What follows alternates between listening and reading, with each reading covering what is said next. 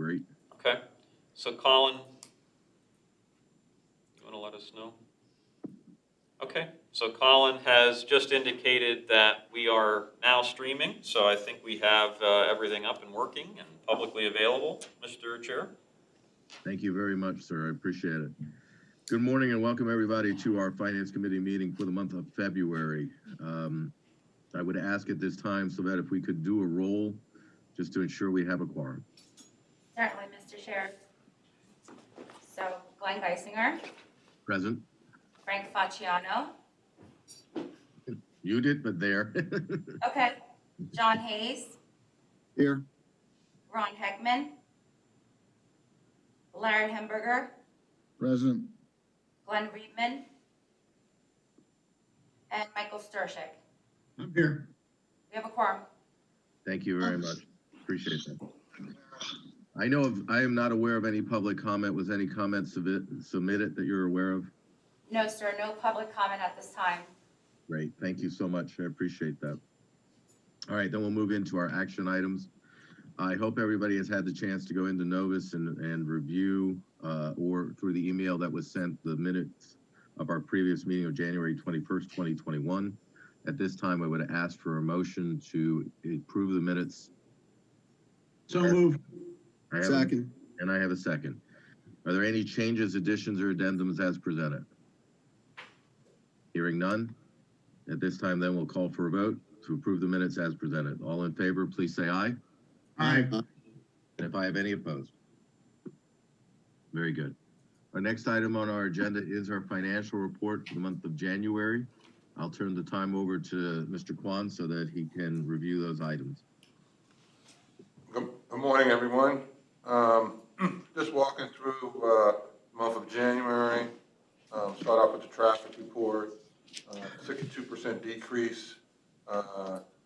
January 21 versus January 20. You remember January 20, we were on, continued on our previous roll. January and February, we were still kind of moving along at pretty good numbers, and year-over-year traffic, I think, was 20-some months consecutively that we had increased our traffic. Next slide, please. If you look at the budget for January, we had budgeted a pretty significant loss in January, $538,000. Some of that based on what we thought was going to happen as far as snow. January actually was not that bad of a month as far as snow. February is a different story altogether. And Michael Sturgic, I want to ask you, because I know you're, the guy I'm going to give the gold star to. How much does our budget include for snow? Geez, you're putting me on the spot here. I don't remember. It starts with a 3. I'll give you a hand. I'm trying to give you a 3. 330, right? 300,000, but hey, who's counting? Just checking. Mike, you still get a gold star in my book. But 300,000 at a roughly 32 inches works out to a little less than $9,400 per inch. And through just sent out the statistics, we are 53 inches through, I guess, Sunday or today. Yeah. So that looks like we're going to be getting some serious hits in the month of February and March, because some of those expenses don't actually hit in the actual month. But just something to keep looking forward to. So again, I don't get too excited that we're ahead of budget, especially when we're still talking about a loss. But all things considered, we're not as bad off as we thought we would be through January. But you can see, at the bottom there, parking, definitely down. We did get some additional aviation services and some of that de-icing stuff that's been helping us out. But again, it's hard to get too excited about a negative net income. Next slide. This is kind of highlighting the revenue sources versus budget, and you can see versus last year. Again, it is what it is. Next slide. this is kind of breaking again. You know, we are saving some, and some of that personnel would include some of that snow, just the timing. So it's hard, again, it's 1 month. I don't get overly excited, especially when we're still in negative, but you can kind of see we're chasing revenue as we've been for a while. And no CARES money, so that puts things in perspective. Next slide. You can kind of see our top 4 cost centers. Parking, not even number 1 anymore, down to 27,000. Even with all our positive net income, we have 4 cost centers that produced income, obviously not enough to overcome some of the other negative income. If you go back to, go to the next slide, actually go back to that one, I'm sorry. The one you just had up. That one there. If you look at those 4 together, parking last year was more than all 4 of them together by itself.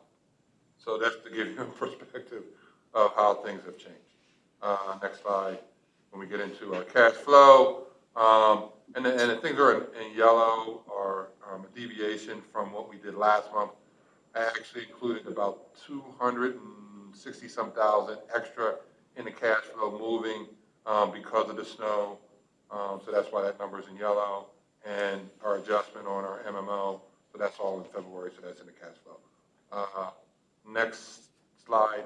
So that, again, you can see our latest adjustments on our capital purchases and grants. Again, those things are fluid. There's some minor adjustments in the the next 3 months, but in going forward down the road, it's definitely some changes. And this is 6 months. Go down to the next slide, please, Yvette. Again, you can see in the green there where we're continuing to reserve for future debt service. The thing to keep in mind is all of our numbers for 2021 do not include any bank financing. So we are kind of rolling on our own resources at this point. Obviously, that's something that we're continuing to work on with the connector, but a lot of those expenses are built in there without any financing at this point. As you can see, again at the bottom, that we have a significant amount of cash, particularly in March when we start to draw some from the Rockefeller cell, which is already kind of earmarked, a good portion of it earmarked for the terminal connector. Next slide. I think that's it for the question. So at this point, I'll open it up to the floor if anybody has any questions. Good. Are there any questions for Todd at this time? All right, then hearing none, I would ask that we have a motion to accept the financial statements as presented. So moved. I have a motion and a second. I'll take that as a second. All in favor, please say aye. Aye. And if any opposed. All right, our next item is to amend the 2020 minimum, the MMO for the pension. Todd, I assume you're gonna. Yeah, I'll walk through that. If you could slide that down a little bit to that, right there.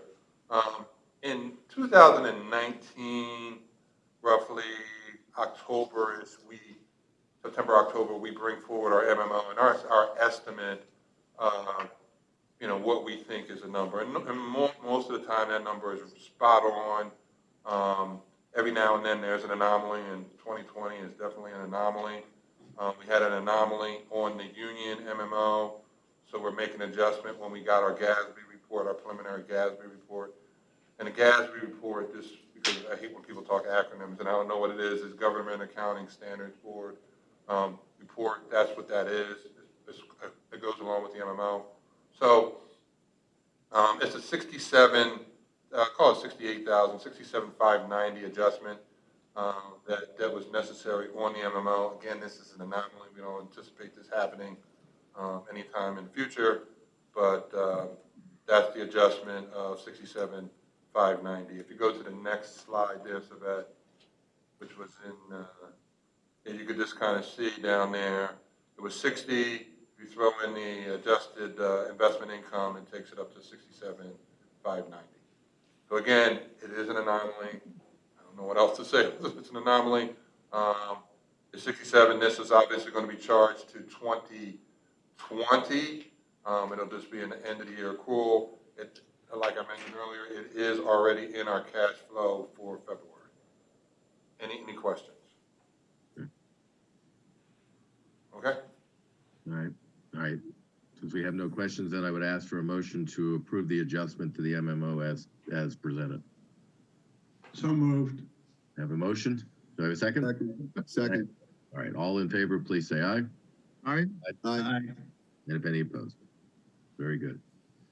All right, Glenn, a quick follow-up question on the pensions. I forget, I know the answer to this, but I can't remember it. When are we due for our review of the pension plan in terms of our funding levels and status of the plan review? You mean as far as the board itself? Yeah. I mean, we're going to have, Every 2 years or something like that? yes, wow, you're good. Wow. Another gold star. Yeah, Well, you're don't getting ask the me gold where we star. are in the 2-year period, because I have no clue on that. But Wow, you're good. It is actually every other year. It is 1/1/19 was the last time we did it, so they are working on our 1/1/21. And that was one of the things we looked at preliminarily when we came up with this adjustment. So Okay. the initial numbers are showing that we should be close to 100% funded. So I don't get to complain about the egregiously high level of return we're anticipating? At least for a couple of months, John. I know things will change quickly, so I'm sure we'll be back and forth on this. So yes. John, just wait. You'll be able to say that at some point. Why don't you just record it and we just play it periodically back and forth so we'll know. But no, I hear you, John. the salient points to take out of today's meeting are it's $300,000, right? Is our magic number on what we budget. It's $9,400 per inch of snow we can count as an expense estimate, which brings us up, by the way, at your 53 to 900 or $498,200 just to clear snow. So we're looking at a $500,000 expense just to move snow out of the way. And then the last one is every other year we review our pension numbers. So are there any other factoids we want to take away before the quiz? Just for Todd's purposes, it just started snowing at my house. Oh, wow. Well, it would start at your house first, Mike. See, that'll teach you to know that number right off the top. Then it won't snow first at your house. Not quite. All right. I know of no new business to bring before the committee at this time. Is there anything from any members of the committee or from any member of the board? Did we get a motion? No, I don't. Did we get an motion for the MMO?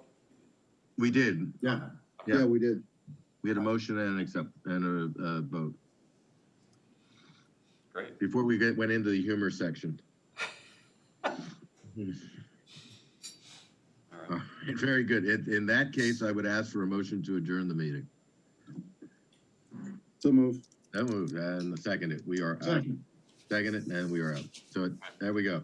14 minutes. That was a good committee meeting. Mr. Chair, that might be a record. I give Todd all the credit. He had it all ready, teed up and ready to go. And it's also that. Excellent.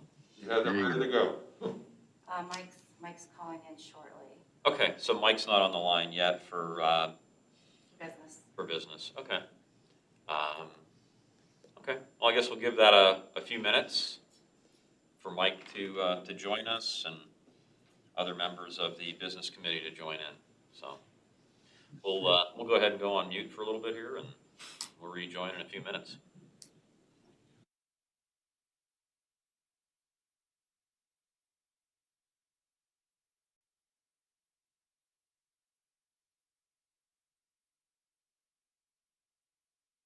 Ready for the next 3 to 5 inches of snow? I'll just wait for Colin to let me know. Okay. Yeah, we're definitely excited in one way, shape, or form, Mike. I can imagine. So understand we finished with it for the finance committee meeting, is that right? That is correct. We did finish with finance, so I think based on just kind of a look at the Zoom screen, I think we do have a quorum. If you're ready, you can start at any time. Yeah, I'm ready to go. It looks like we're gonna have a short meeting today, so let me call the meeting to order. And Sylvette, do you want to call the roll to be sure we have a quorum? Sure. Mike Dowd, Here? Brian Games, Here. Jeff Matzkin,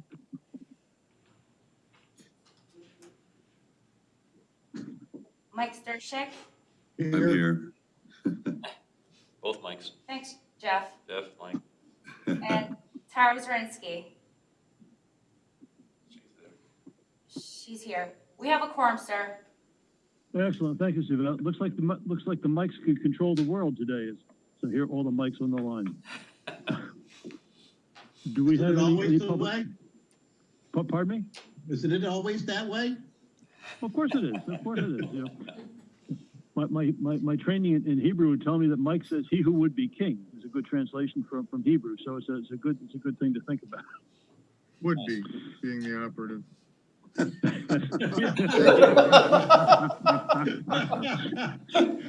Crowd. Watch out, if I ever fulfill that prophecy, you'll be in trouble. In any case, so, but do we have any public comment? We do not, sir. Well, this is probably a perfect record for our committee meetings for the past 2 years, which is terrific. We have one action item. Sylvette did email the minutes of our January 21st meeting to everyone. I presume that if there were any corrections, people responded to her, but do we have any additions or corrections to those minutes? If not, then I'll entertain a motion to approve the minutes. So moved. Excellent, thank you. And do we have a second to that? Second. Thank you. All those in favor, please say aye. Aye. Aye. Any opposed? The motion carries and the minutes are approved. We've got 2 discussion items on the agenda, the capital projects update. So can we begin with that? Sure thing. I believe Ryan Meyer will handle that for us. All right, Brian, thank you. Great, thank you, Mike. Morning, everybody. So, Morning. a little bit different from what you may have seen last month. I think I previewed one of the kind of new format slides, but we also put some headings in between just to kind of break up the different airports to make it easier to follow. But kind of as mentioned, the key areas that change from month to month is in this key project element section. Everything else obviously has been updated, and you'll see the overall costs will be on the last slide just as we go through. But really, from the runway perspective, all 3 of the grants you'll see here in a minute are in winter shutdown, as you can imagine, with all the snow we've been talking about. The first package 1 was stopped in November last year with just some of the grading and basin work that we were working on. Package 2 is on hold due to winter weather. They were actually still working in January on the taxiway Alpha and Echo lighting circuit. They'll be back up and running once the snow really melts. So, we're looking for March, April, depending on how Mother Nature cooperates. Package 3 is a newer slide from the last month, but basically it's the latest grant that we received. As you'll see, it's that basically right around 100% funded from the FAA. I think just because of rounding, our share is $1, but again, who's counting? May 2021, we're looking to recommence the runway closures based on the cargo schedule and what we've received, and again, weather dependent. So we're just working on submittals and moving that forward right now. The big thing to keep in mind, we've talked about this before, but again, put it on the slide. We are still coordinating with all the carriers for those 2 scheduled airfield closures in September. We had asked them if they preferred May or September. They had mentioned September, so that's what we've been pushing forward. And you'll continue to see those dates as we work through. Here's kind of an overall view of the project, all 3 of the different phases, and you'll see what we've been working on. And package 3, you kind of see the long-term construction is paving the 2-4 end of 624 and then the intersection as we just talked about. Right. Terminal connector, this will be the last time you'll see it in this committee since we have the ad hoc committee, but the project design has been completed, so have this in there. Again, we'll talk more where we are schedule-wise in the ad hoc committee, but again, the design's been completed for that. Main terminal parking lot rehab, the phase 1 of 2 is completed in January. We got the paving in just before it got covered in snow. So the lots are going to reopen sometime in weather dependent prior to phase 2 starting in the spring. Some additional paving that has to be resumed. Again, we had 700,000 grant funding from the state, and they're currently doing some of the work in the parking booth that they can do inside with some of the electrical improvements, which I believe last week we did switch over to the new panel and service successfully. So still working on that as well. Passenger boarding bridges, again, winter shutdown as of December 8th. I anticipate restarting the project in April. So really nothing new there, but you know, the 3 phases, we're on phase 3 in 2021 and completing some of the longer lead items for phase 2 this year as well. And then, as we mentioned before, there might be some more as we go with other projects, but this is the airport road PennDOT work right in front of our entrance. Again, they're on winter shutdown as well as of February, but as we get updates on this project, we'll keep this updated for the committee. All right. Moving on to Queen City projects, master plan, nothing new since last time. We're still waiting on the FAA approval of the ALP. Once we receive that, we can finalize the report and get that out to the public and the committee. Construction removal, again, looking to start this up in March and April. Currently contacting the property owners, working through replanting selections that are required.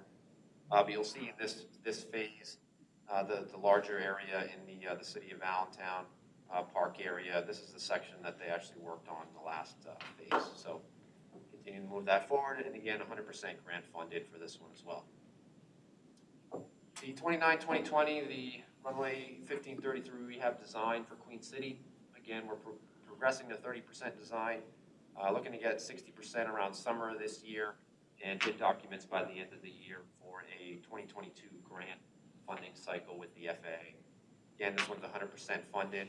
The big thing to point out, I think we talked about at the last committee, was the runway width memo that we've gone back and forth, and I know I talked to Brian a bit more about it, but the FAA has agreed to maintain that runway width of 75 feet due to the case that we made about the high cost of reducing that width, and actually to reduce it would have cost an extra $1.6 million, so the FAA clearly didn't want to pay more for that, which we're excited about. So more to come on that, but that at least gets us set to continue the design with that current width the way it currently is today, which we're excited about. And then just talking real quick about Brayton Air Park, the terminal building. The building has been ordered, looking at a July delivery. Currently coordinating on the site plans with the PennDOT Bureau of Aviation review, incorporating into those comments, and then getting pricing to start work on that in the spring as well. So doing a lot of those behind the scene items now to get ready for spring of this year to really get moving out on site. And then, as I mentioned, kind of the more detailed summary, and I won't read everything, but just to let the committee know, as you go through and look at it. So we added different categories: professional services, the awarded construction contract amount, the contingencies that we've seen before, but then really the contract change or the projected contract amount with the contractors we put in there as we look at change orders and making sure that we're still within our budget, still looking at the expenditures to date. But then the big thing that we've added is, again, the total project cost or the program cost as we've looked at with the connector, for example. Again, it's a $29 million project, yet it's broken out into the various categories with the construction and the professional services and equipment that we had with the approval as well. So just again, kind of a brief update, and then we did put our LNAA share in here as well, just to see, just for a good comparison's sake. So that's really where we're updating the detailed numbers kind of on a monthly basis, but again, just wanted to provide that to the committee, and I believe that's it. Anyone have any questions? Brian, thanks for the detail. I really do appreciate that. It's exciting to see a number of these projects really moving forward. I'm looking forward to see what the spring brings. Do we have any questions for Ryan? Mike, this is Brian. I've got just 2 quick questions. Sure. Go ahead. So Ryan, with the Allentown runway paving project, is the contractor, since it's in multiple phases and some are at different stages than others. Does the contractor or the contractors, do they have any concern with the chemicals that we use for snow and ice on the runways and the impact that will have long-term on the project? Or is it the kind of thing that they figure they can just wash it all away and it doesn't have a long-term impact on the age, or I should say the longevity of the pavement?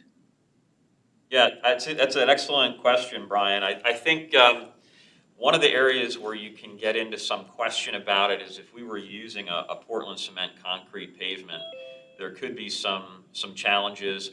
One of the projects Ryan mentioned in package 3 of the runway construction work is the repair or replacement of a taxiway lighting circuit. That circuit currently is not in a conduit, it's direct buried. And so over time, there could be deterioration of that cable because it's not encased in conduit. So I think because we've got some of those elements built into the project and because it's a bituminous asphalt pavement, we don't have really an impact from the de-icing material that's used either on the airfield pavement or what may come off aircraft from de-icing as well. So I think both of those have been sort of studied, and I think there is potentially some impact on concrete, but we don't see that on this project. All right. Mike and Ryan, thank you, Tom. My second question is, obviously we've gotten a good lifespan out of the pavement that we've had previously. What's the projected lifespan of this project? Once we get it all done, how long realistically can we count on this pavement being good? Basically we were looking for 20 years. I think the FAA would fund projects after 15, but we've been looking at in terms of design life as a 20-year design life, based on the aircraft weights, projected operations, and so forth. So that's the goal, so that when we touch it and do these improvements, we're not, again, touching it for another 20 years or so, which is about how long it lasted last time. Thank you, Ryan. Sure. Anybody else have good questions, Brian? Do appreciate them. Any other questions for Ryan? Then Ryan, thank you very much. Appreciate it as always. I appreciate the detail and the updates, and remarkable the span of projects that we have going on. Sure. Next thing we have to do is a marketing update from Darren. So the table is yours. The floor is yours. Thanks, Mike. Also have Megan Verholing on the line joining us as well, and I think we have a couple of our representatives from Weidenhammer. So walk you through a couple of slides here on some of our marketing efforts, and certainly be happy to answer questions as we go. So I'll turn it over to Megan for the first couple here. Hi, everyone. Good morning. Good morning. Morning. So one of the things that came out of our last update was we were asked to take a deeper dive into our website traffic and see if most visitors to our website are actually in the airport. And so with our Google Analytics, we're able to take a little bit of a closer look at this. So I'm going to just walk you guys through the chart attached. So this data was collected from July 1st through January 31st, so about 7 months. In the first row here, you'll see Wi-Fi users. So in that time frame, in those 7 months, we had 11,000. Okay, let me backtrack for one second, sorry. When a new user signs up for Wi-Fi in the airport, they have to put in their email address, and then they're directed to a landing page on our website. So that number is anybody in the airport who signed up for Wi-Fi and landed on that landing page. And we can see here with the pages per session and the average session duration, they visited that one page and then pretty much clicked right off of the website. So from there, the second column is our overall website traffic. So again, in that 7 months, we had just over 170,000 visits to our website. You can see here that the pages per session and the average session duration increased a little bit. So this is good. We have people coming to our website and they're getting information, they're visiting multiple pages, they're spending a little bit more time on the website. So that's good info there. From there, from that 170,000 users, we can drill down into specific locations. As you know, we've showed you guys this before. Google Analytics pins us in Catasauqua. So when you see that first number there, that's also labeled as Catasauqua. So what we're seeing here is 12,000 users from that 170,000 people that have visited our website in Catasauqua. And that's inclusive of anybody that landed on the Wi-Fi landing page.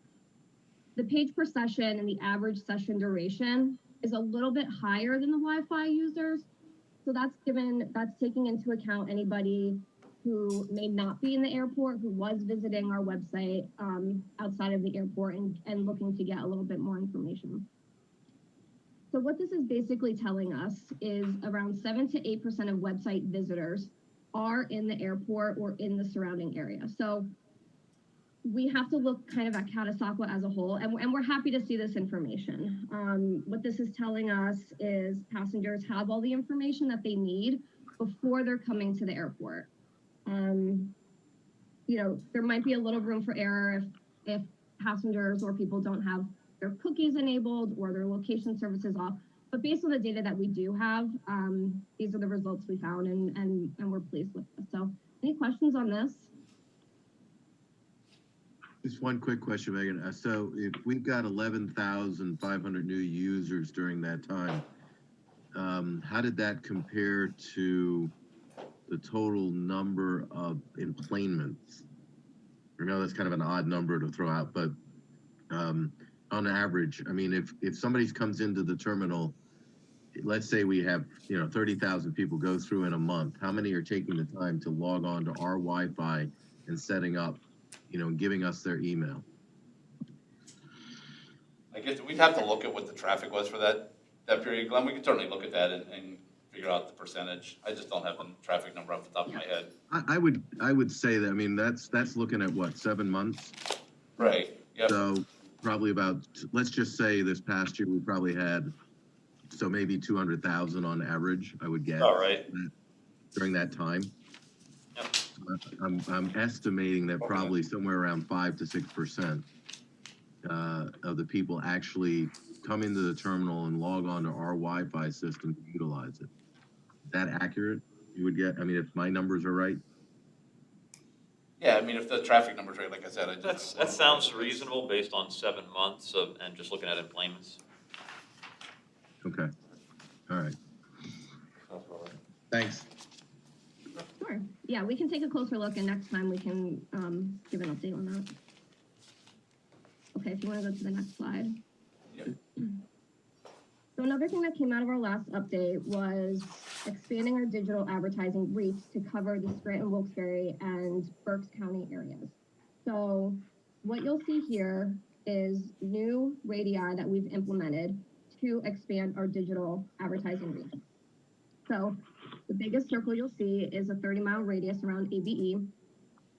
The circle above that, we identified an area called Pittston, Pennsylvania, and we put a 20-mile radius around that to cover the Scranton, Wilkes-Barre area, which bumps up right until the radius expires for around ABE. And then we identified Leesport and put a 20-mile radius around that to cover any part of Berks County that was not already covered in the Lehigh Valley radius. So you'll see like a little bit of an overlap there, but there's no double up on advertising there. So these 3 radii have been implemented, and then on the next slide, I can go over some of the results that we have so far. So this data was collected from November 26th to February 17th. So just under 3 months. November 26th is when the 2 new radii were implemented. So this data is for all 3 of those based on that time frame. So I'm going to run you through the chart attached here. So, and I'm going to explain what all of these numbers mean. So the first column is impressions. So we have various tactics that we use in our digital advertising, which we went through when we went through the dashboard once before. So we have search efforts, we have display efforts, and we have remarketing efforts. The impression numbers you see are the total impressions in that radii for all 3 of the marketing efforts. You'll see that the impressions are more significant in the ABE radius. It's a larger radii. There's more people in that geographical area. There might be more people in that area searching us or visiting our website. So that's where those impressions are coming from.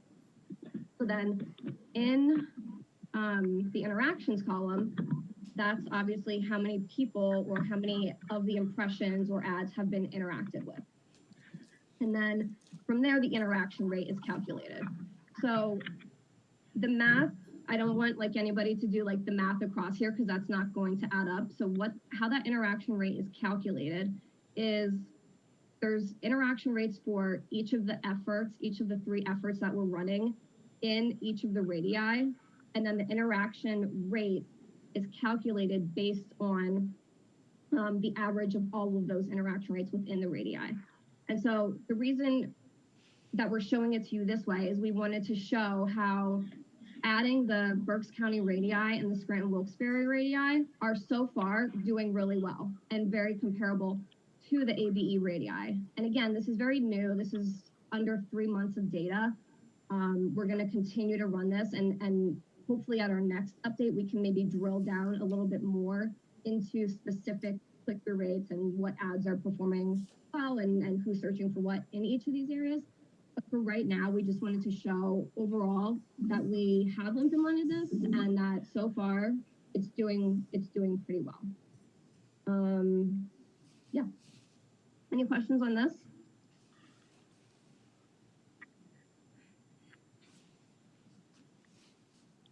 Okay. Don't think so. Cool. And then overall, we talked about this last time as well, our 2021 marketing strategy. Based on current CDC guidance to avoid non-essential travel, our objectives are remaining the same. We're going to continue to counteract negativity regarding air travel and continue to promote the Fly Safe with ABE program, strengthen the neighborhood airport brand, and promote our airlines and destinations. And we're going to continue to do this within the current media mix to connect with all 4 of our personas. So, digital is very important and the largest part of our budget, but, a few other things as well to make sure we're connecting with everyone. Any questions there?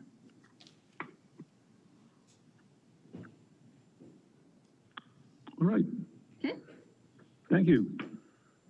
So I'll jump in here on these next couple of slides here. So we also been working a little bit with the folks over at Discover Lehigh Valley and LVEDC, talking a little bit more about the whole Made Possible campaign and how the airport can continue to find new ways to participate as part of that Made Possible Alliance.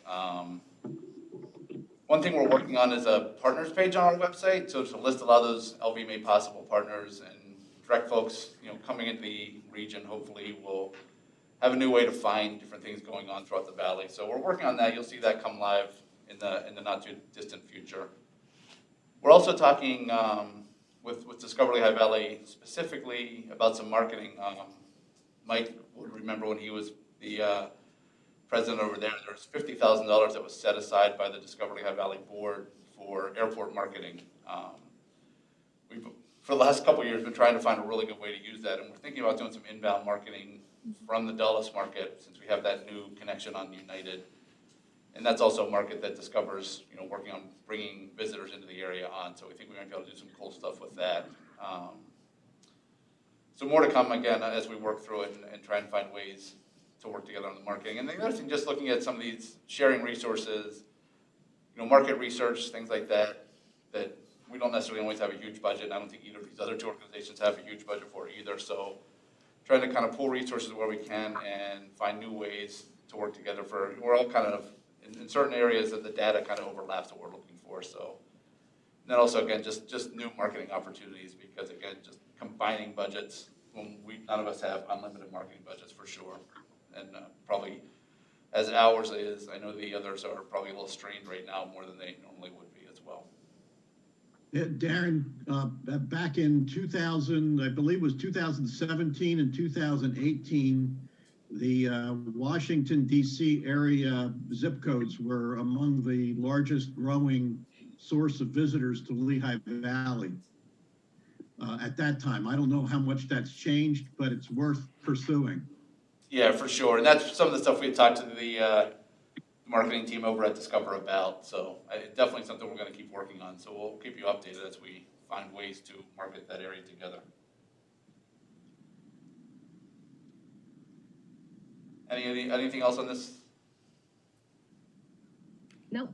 All right. So Okay, Aaron. last thing here, was someone have a question? Okay, never mind. Last thing here is just talking about, this is a new program where we've been talking about for a while as well, and we're just about ready to launch it. So I wanted to put this out and let the committee and board members see this and be sort of the first to preview it a bit here. This is really just a screenshot of another page that will be going live on our website for a Fly Local program. These programs have proven to be pretty important to regional airports across the country in especially increasing business travel. So obviously right now we do understand that business travel is going to take the longest to rebuild, so I think it's a really good time for us to get this in place. And it's really an awareness program for the local area and the local businesses, just to make sure that they are continuing to look at AVE for their travel needs, and then setting up some parameters that can be customized for each business, but basic parameters of if flights are within a certain time and a certain dollar amount, they would agree to use AVE over using one of our competitors like Newark and Philly. So, I mean, the one thing we'll be probably reaching out to a lot of you individually is to try and get your businesses or organizations on board with this as well. We're looking now to get a couple of companies that would jump on board as we launch it to kind of be our launch partners and everything. So that's, certainly entertain questions on this, but expect to start seeing this. When we do get it ready to launch, we'll definitely be looking at a, press release and large social media push and those types of things. So just like I said, I wanted to preview it first before we started doing that. A lot of this came out of our, I think out of our service focus group originally we started talking about it. So we'll also be reaching out to all of those partners as well to hopefully join the Fly Local program. Questions on that? You guys are really quiet today, so that's all we had. But certainly, open up to any other just general questions on the marketing advertising programs. If anybody has anything. Darren, on the Fly Local pledge, are you planning on doing some kind of feedback so that people know how many people have actually signed this pledge or whatever? Yeah, for sure. So we'll be posting as we get members. We'll be posting those on our webpage, and again, putting out through social media, especially as we get, probably some of the larger employers and things like that to join. We'll definitely want to push that out on our social media pages, do some shared social media with those organizations, those types of things. So absolutely, we'll want to keep letting people know as we get more people signing up for this. Yeah, plus it gives them a reason to do it. Another reason to do it, gives them a little bit of exposure. Yep, 100%. I think we had also talked about putting on the page of the website, anybody who has signed up for the program. We had developed like an image border that kind of matches the logo here, that we would have a photo of the organization that signed up, just so we can give that extra exposure, like Darren said. I think that's a good idea. People want to be with other companies who are making the same pledge. Are we going to go reach out to some of our higher use customers and get them to sign on right away? That is the plan, Mike. Yeah, we'd really like to have a couple of the larger companies in the Valley on board when we actually launch it, to say that these folks are already on board with us. Now, I think it would also be worthwhile to get some of the mid-sized businesses just to let the other companies of that size know that they can be part of that team too. We know who the air products are and so on, but it would be nice to know who are the 150 or 200 employee companies, and identify a couple of those from our frequent flyer groups and get them to sign on, so we see a broader range of companies. No, that's a great idea, and I would agree with that 100%. I think we also, to even take it a step further, there's a lot of the smaller, like much smaller, even the family-owned companies that do a lot more travel than we would think. So right. You got to hit those as well, and that's something I think we want to talk with Frank about, engaging the chamber and helping us kind of get that message out to a lot of their members. So I think they really touch that area of those businesses. Absolutely. That's another place where you might be able to partner with LVEDC on engagement. Yeah, and that is also another thing we've been talking with them about, Matt. That's actually kind of how this whole conversation about the Made Possible thing started, was as part of this Fly Local. So LVEDC is, they are in the loop with it already. So Darren, thank you. If I may, Mr. Chair, I have one question going back to our earlier efforts that we discussed. Once we start getting some real data on, impressions and interactions in these various markets, do we have availability to get a feel for what the bump would be, assuming there is a bump, from those markets in travel out of ABE versus a similar time frame prior to our efforts? I mean, it is possible, Glenn, and as we get into doing, I think we talked last time, we had planned on a market leakage study to be done last year, and we put it off. I think it actually will probably not happen this year just because of budgetary issues. But as we get into doing that, that's where a lot of that zip code type data gets pulled and compiled. So there are ways. With the other one where we can also see it a little bit easier potentially is just with the Allegiant bookings. We have a little bit more insight into where their passengers are coming from sometimes than we do with the other airlines. But the total, it'll probably have to wait until we do that leakage study, because the cost of the leakage study is really that data. It's the airport reporting company, which collects all of that type of data. It's not cheap. It's not cheap to access it or to have somebody basically compile and interpret it. Okay, so we would probably have to compare 2022, you're saying is really when we would do that study. We really wouldn't be doing it this year. Right, and honestly, I think that's probably a better time to do it anyhow, because we're still just not looking at anywhere, any kind of normal type conditions, obviously, in the travel industry, and probably won't be, for the majority of 2021. Although we expect things to get a little better. I think 2022 will be a better barometer to go back and compare, say, 2019 to 2020. I wonder if we could, Darren, I realize it may not be as complete, but I wonder if, since we do have better access to the Allegiant data, if we could at least compare the Allegiant data with the addition of the crew base here, and the routes that we're having versus the Avoca routes. I feel like if we pick up traffic from coming out of that marketplace, I'd wonder if we could get a pulse on it a little earlier than having to wait that long. That's all. Yeah, and it's very possible we may be able to do it with the Allegiant stuff. Like I said, they're a little bit easier to get their data from them. So. Okay. All right. Yeah, I mean, I don't want to spend, I don't want to spend $250,000 to figure out we made an extra 100,000. Yeah, this study's not quite to that level, but considering what our marketing budget is, it would be a big chunk of our budget to do that study this year. So. I also just saw Todd fall over. Yeah. It's good Todd's wearing a couple of masks, so you can see the look on his face. I'm just saying, I think probably if we can gather data from Allegiant easily, where it's not very difficult for us, that might be a place where we can keep track on initial markers on, once we get about 6-9 months into the campaign, what kind of influence we may or may not be having in that market. Yep, absolutely. We will take a look at that. Okay, thanks. Sure. If I just, and kind of building on what Glenn was suggesting with Allegiant, and it's a slight deviation from generally what we're talking about, but I want to keep in mind the presence of the Latino market here in Allentown. I know, Darren, you and I had a little bit of back and forth on working with Allegiant to kind of quantify the possibilities related to a potential Puerto Rico route or a Dominican Republic route.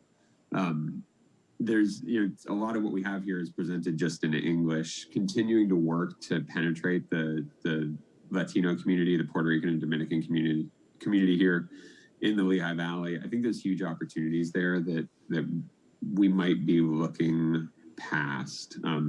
So just to kind of, and maybe this is something to consider for, and again, you guys have 1,000 things on your plate, and I know you're short a person right now, but looking forward to our next marketing update in a few months here, some kind of can dig in on the possibilities here in Allentown and Lehigh Valley. I'd be really interested in seeing. I don't know if you guys have explored that in the past. We've done some in the past with that. I mean, we certainly know there's the market. I think Puerto Rico is a huge market for us. There's still a ton of challenges, especially right now with just the general climate with the travel industry and everything in Allegiant in general. But yeah, to answer answer your question, we'll take a look at that and see what we can put together for the next update. Well, and I think it goes beyond that. It's also the Puerto Rican traveler, right? So somebody who might not be traveling to Puerto Rico, but the population here is large and significant. And right now they go to Philly, they go to Newark. Sorry, my cat is, you can be with my cat there, is actually messing with my camera. Just kind of looking into the opportunities there. I think there's significant, I think there's significant opportunities to do more of our marketing in Spanish and focus on that market. Sure. Well, and we do some, I know, with La Mega, do something there, but we'll continue to look at other opportunities for that.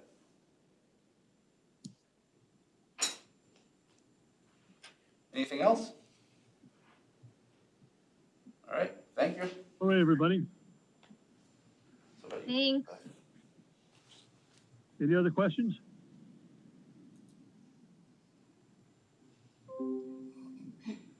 Is there any other new business we ought to be discussing?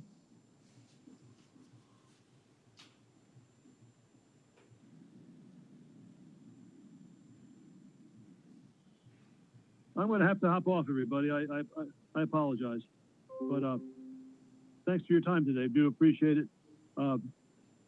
If there's no other further business, could I have a motion to adjourn? So moved. Excellent. All those in favor, please say aye. Like how, one of the Anthony put in the new. And the meeting is adjourned. Thank you. Thanks, Mike.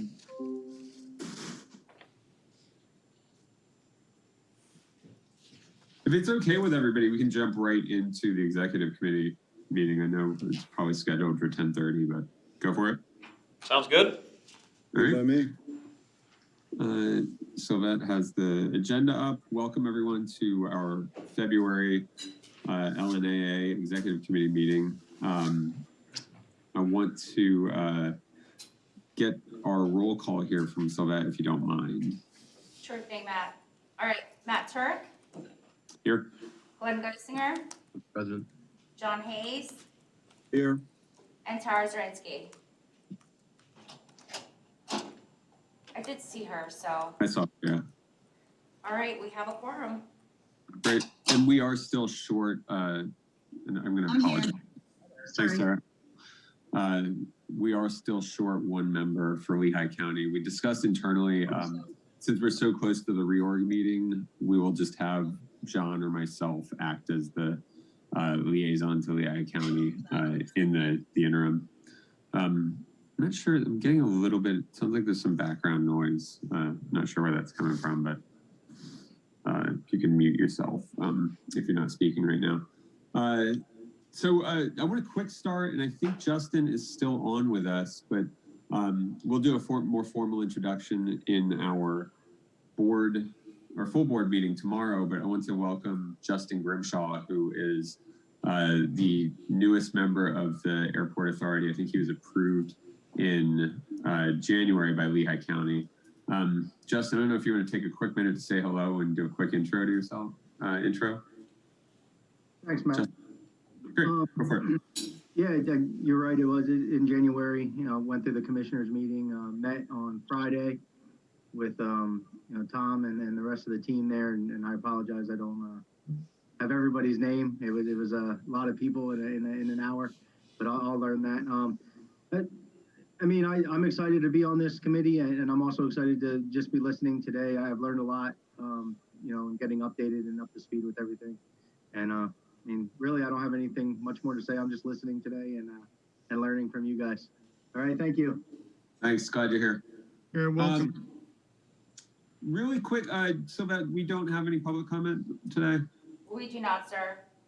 Okay, great. Then we'll move on quickly through our action items, and I believe we have some matters that are appropriate for an executive session. But quickly, first, I think you have had an opportunity to review the meeting minutes from our January meeting. I hope that anybody who had any revisions got them to Sylvette. If not, please mention them here. And if there are no other revisions or additions, I'd ask for a motion to approve the minutes as presented from our January 21st meeting. I'll make a motion. Oh, Thank you, Tara. I'll second. Glenn. Very good. All in favor of approving the minutes as presented, please say aye. Aye. Any opposed? Okay, minutes are approved. I trust that you also had an opportunity to review the Florio Perucci invoice for January. Any questions related to the invoice as presented? All right, I'd ask for a motion to approve the invoice.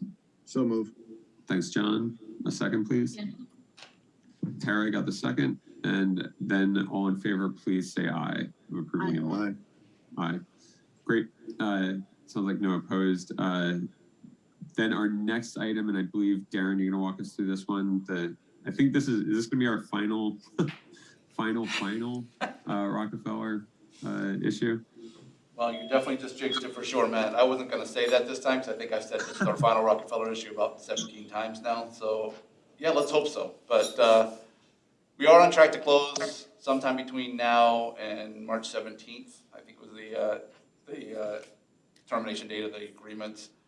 We are waiting for final determination from the FAA, although we've been told verbally that they are sending that out to us, so they're good with everything on the easement now, which was what kind of held us up this last time. So we should be, like I said, we should be on track. Things seem to be moving forward. So just looking to approve these closing resolutions. We had to update them because the dates and everything changed. These are just, I need to actually do it in two separate resolutions, one for Lot 6 and one for Lot 5A. Lot 6 being East Allen Township, 5A is Hanover, Lehigh County.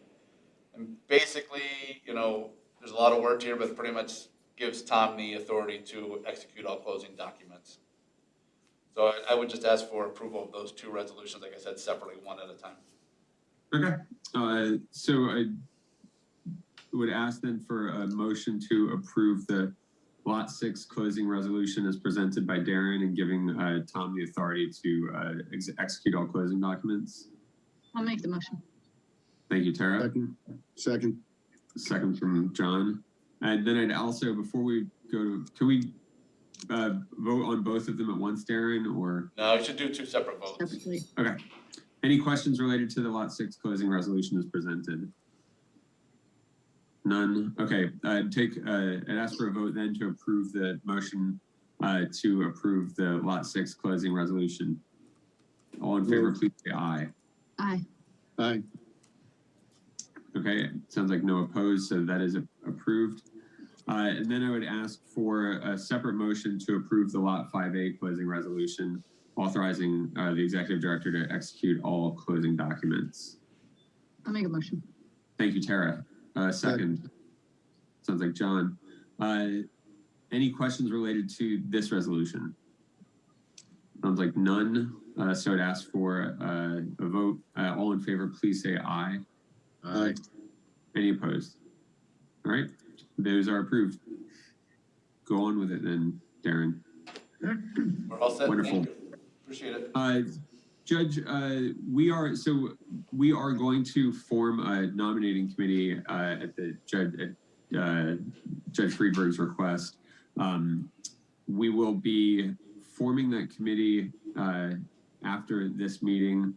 The committee will present, I believe, Judge, its recommendations for officers in our March meeting, allowing the board some time to deliberate, and then we will vote in April on a slate of officers. Is that correct? That's correct. The nominating committee report is to be presented at the March meeting. And then in April, we have our annual reorganizational meeting. At that reorganizational meeting, the nominating committee proposals will be submitted, and any member of the board has the right to make a nomination, an additional nomination for any of the offices from the floor. At that point, there's an election at the April reorganization meeting for the new officers. Great. So I will be checking in to select a chair to that nominating committee the next week or so here. But we'll form it. I'll check in with a few folks, and we'll get that committee together and choose a slate of officers. So stay tuned on that one. Excuse me. I think there is no new business from the executive committee. Does anyone have it? No. Okay, then, Judge, I believe there are a couple of issues that we will need to go into an executive session to discuss. I believe that you're aware of, if you'd like to describe the need for executive session. The executive session will discuss pending litigation involving the terminal connector project.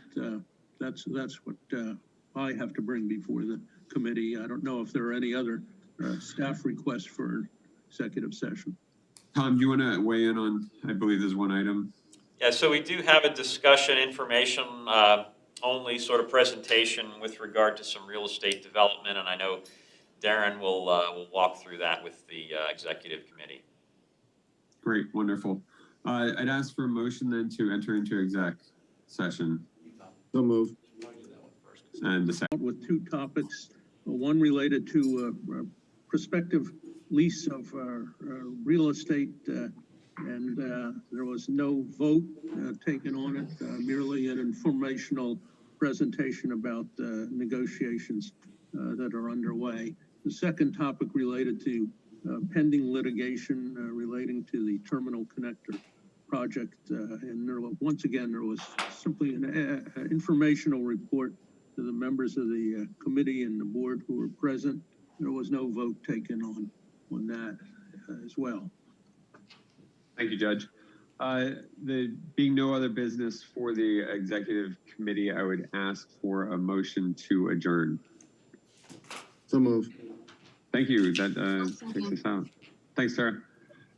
Great. Thank you, everybody. And I guess we can just roll right into the ad hoc terminal connector committee, if that's okay with everybody.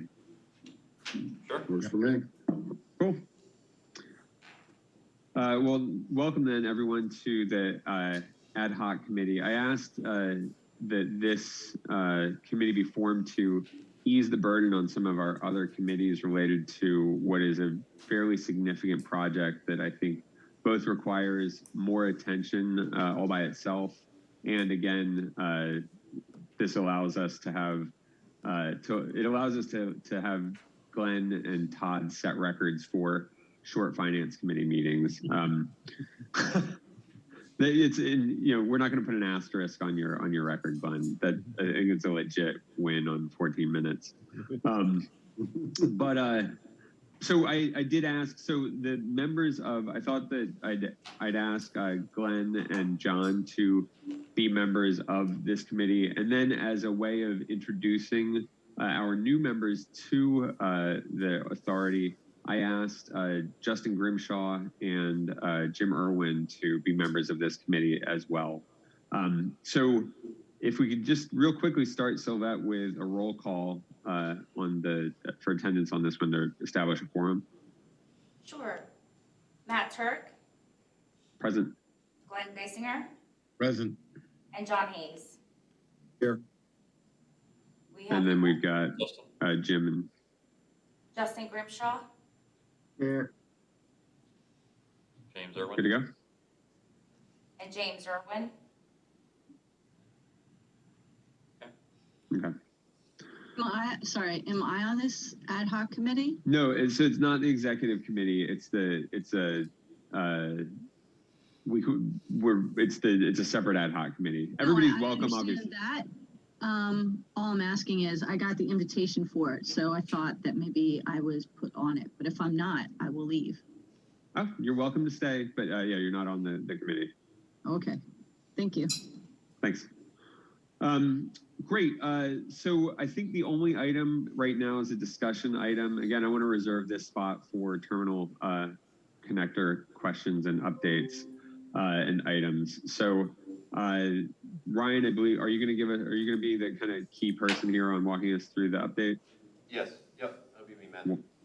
Perfect. And so before I move on, so that there's no public comment, is there? There is no public comment. Great. Okay, take it away, Ryan. All right, thanks, Matt. So as kind of mentioned before, we just put a couple slides together just to kind of help us through the discussion. And obviously these will continue to be updated monthly as we go through the project.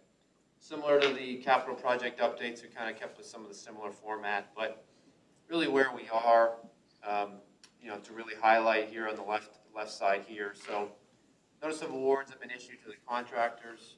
We're obviously having a lot of internal discussions with the team while everyone's working on the documents, but really looking to get the administrative notice to proceed in March, and then the construction notice to proceed in April, when the contractor would start to mobilize and putting up construction fences and setting up the site, as you'll see here in the slide or two. But again, 3 weeks, we're talking with the group about developing a schedule and initial contractor coordination meetings. I have some other details further down to get into with some of the strategy, with given where we are from what we've talked about before. But the other thing that we are working on, kind of dovetailing with the design, is really the township permitting from our side in terms of signing all of the land development drawings. Everything has been approved. It's just going through the signing process and notaries and so forth and so on. With that in place, contractors can go in and get their building permits, which you've already been talking with the township about, to keep that moving. And again, you see the whole project team here on the right-hand side and the costs that we've talked about. And we'll talk a little bit more about grant funding as we go as well. So just some brief updates. These will actually be updated based on the conversations with the contractor, but these were taken from our, I believe, 60 or 90% design. But just a brief overview for the committee is the project's really broken out into 3 main phases. So the first phase is, as I mentioned, setting up the construction fence and the trailers. So you can look at the green is basically the work area fence. Utility installation, the micropile foundations for the entire site or the entire project. The vertical circulation core, as we're referring to here. Again, here's your rendering going down into the tunnel. Tunnel waterproofing that we're working as well, and then the various pavement removal in that section. As I mentioned, that these will be tailored with some more discussions with the contractor. Once phase 1 is complete or substantially complete, we move into phase 2.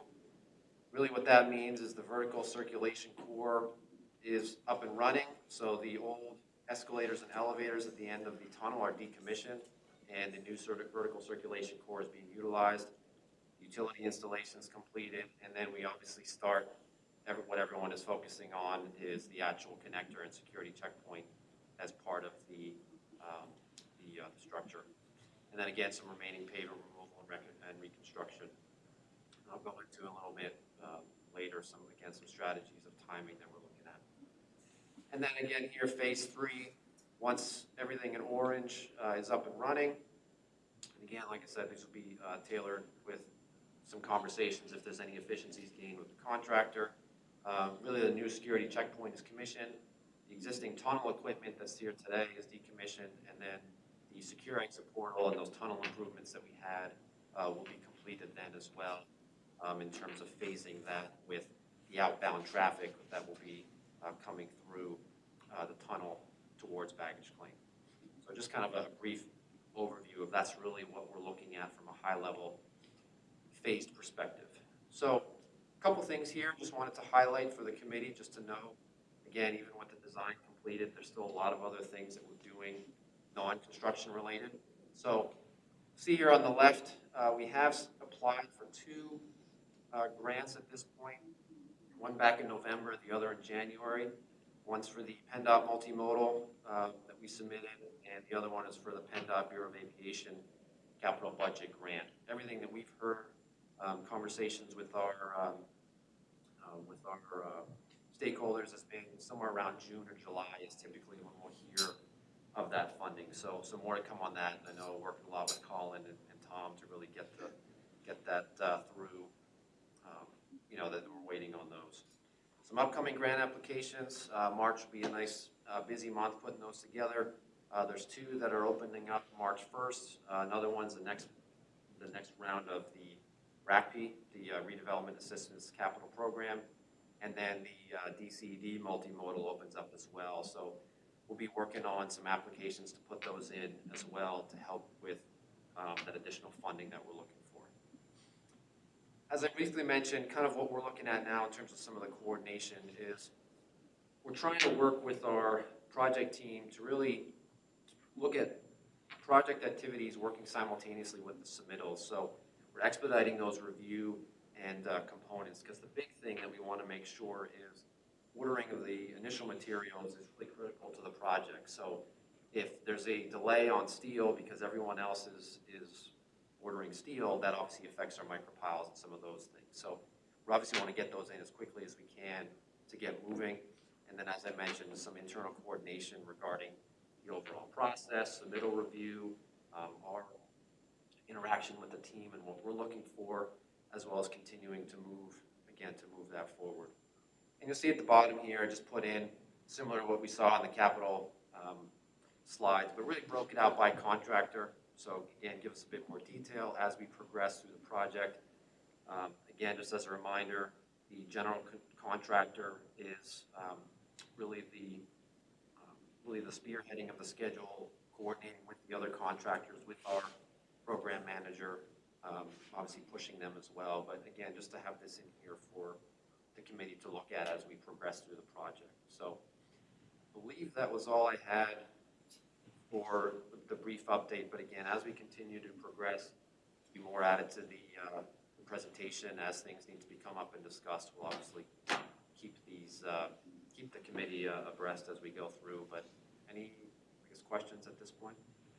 Could you put the kind of dashboard slide back up real quick? Sure. Last slide. I think it was the last slide you had there.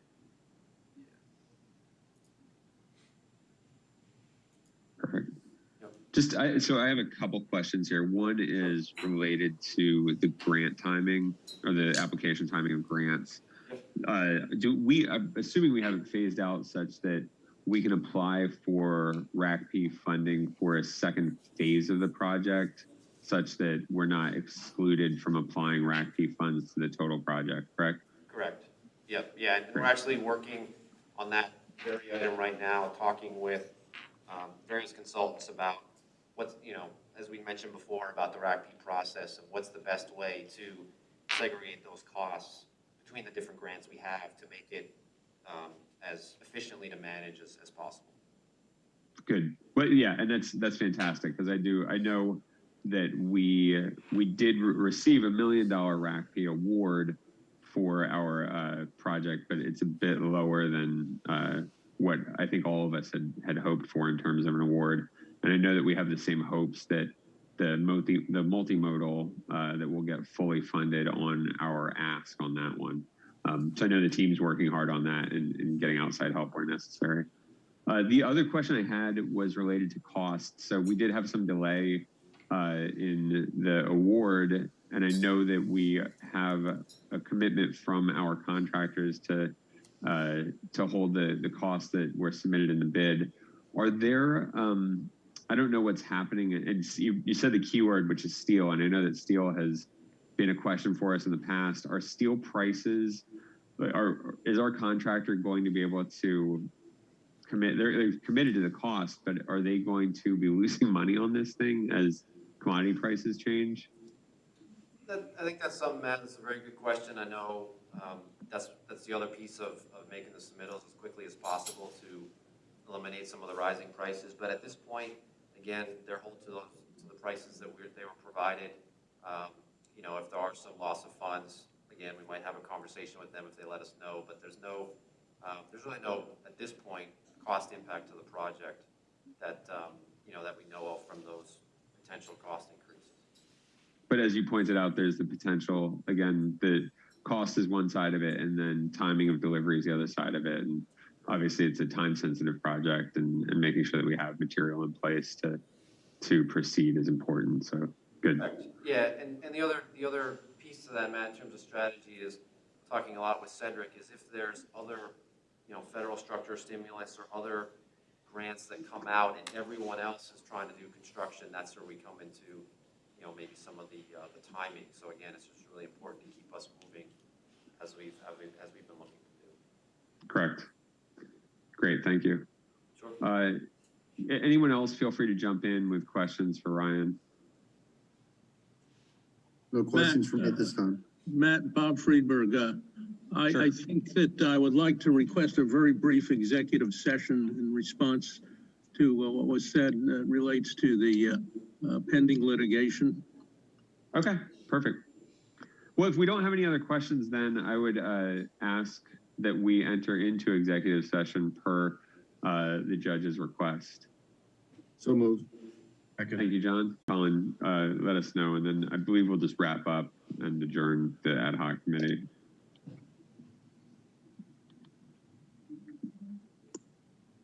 Okay, we are back in public session, Mr. Chair. Thank you. Judge, would you please describe the nature of the executive session for the minutes? Yes, the topic of the executive session related to pending litigation involving the terminal connector project. And that's solely what was discussed, and no decisions were made, no votes. It was informational session provided by Attorney Fina and myself. Very good, thank you. If there's no additional discussion or questions for Ryan and there's no new business before the ad hoc committee, I would then ask for a motion to adjourn.